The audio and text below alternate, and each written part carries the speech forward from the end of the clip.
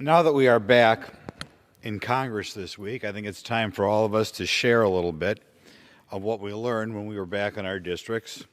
And given that my district has more manufacturing jobs than any other district in the country, I, of course, spent some time touring my manufacturing facilities and seeing what is going to become of the cost of American goods in the immediate future. There are some people who are claiming that this inflation is only something that arose out of recent developments, out of what happened in the Ukraine. That's not at all true. As we look here to my right, we see a graph that around the time of the American Rescue Plan, maybe the most irresponsible piece of legislation that's ever passed this House, we began to have M2, a measure of the money supply, go up about 35 or 37% compared to the prior year. In the last big inflation in the 1970s, it would go up 8 or 9% over the prior year. Now we're at around 37%. Look at this.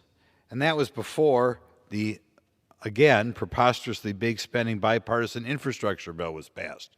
When you have that great of an increase in the money supply, in other words, when the Federal Reserve has to print that much money in a short period of time, what do you think will happen? Any middle schooler could have told you when that American Rescue Plan passed that you were going to have hyperinflation.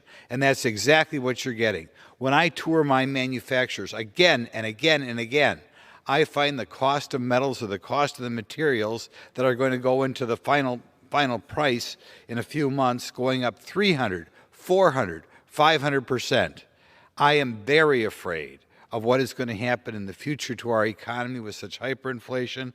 And I will point out, compared to a very large and controversial bill that we passed last night with regarding the Ukraine crisis, that bill was about 2% of the spending of the massive American Rescue Plan and a small fraction of the bipartisan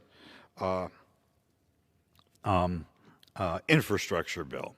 So I only hope that this body, from here on out, beginning with a budget that's going to pass for the calendar year beginning October 1st, finally stands up to President Biden, finally stands up to the more extremists in the majority party, and finally says no to this spending, or we threaten to permanently ruin the American economy with all this money the Federal Reserve has to print to